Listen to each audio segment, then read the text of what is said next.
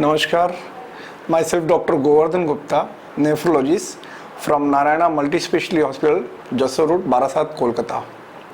Today we'll discuss regarding when to visit a nephrologist.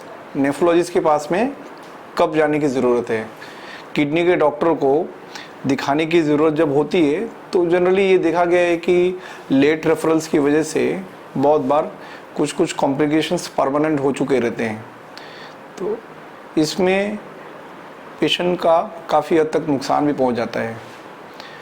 Generally कुछ symptoms होते हैं जिसको अगर पेशेंट खुद मिलता है, कि अगर पेशेंट्स को ऐसे सिम्टम्स खुद आते हैं जैसे पैर पे स्वेलिंग होना, पेशाब में जलन होना, पेशाब में से अगर झाग निकलना या फिर कमर में दर्द होना, पेशाब में ब्लड आना, और अगर कोई पेशेंट डायबिटीज़ या फिर ब्लड प्रेशर का है तो वैसे पेशेंट्स में कुछ रिपोर्ट्स जो होते हैं अगर वो एबनॉर्मल है, जैसे सीरम क्रेटिन हो गया, यूरिन में प्रोटीन वाला रिपोर्ट हो गया, अगर ये रिपोर्ट्स एबनॉर्मल हैं तो generally one should consult A kidney doctor. And जो किडनी के डॉक्टर, नेफ्रोलॉजी डिपार्टमेंट ऐसा डिपार्टमेंट है जिस generally it's a refer department, मतलब कि जो प्राइमरी फिजिशियंस होते हैं, जो पेशेंट के खुद रेगुलर जो डॉक्टर्स होते हैं, वो लोग कुछ रिपोर्ट्स देखे या फिर उनको कुछ क्लिनिकल सस्पिशन लगता है तो वो रेफ़र करते हैं. तो आजकल सब लोग एडवांस हो गए हैं, वेल एजुकेटेड हो गए हैं, they can think of their own problems, they discuss their problems in detail with their primary physicians. तो बहुत सारे पेशेंट रिपोर्ट एबनॉर्मल देख के खुद different branches, different superspeciality branches को खुद ही कंसल्ट कर लेते हैं.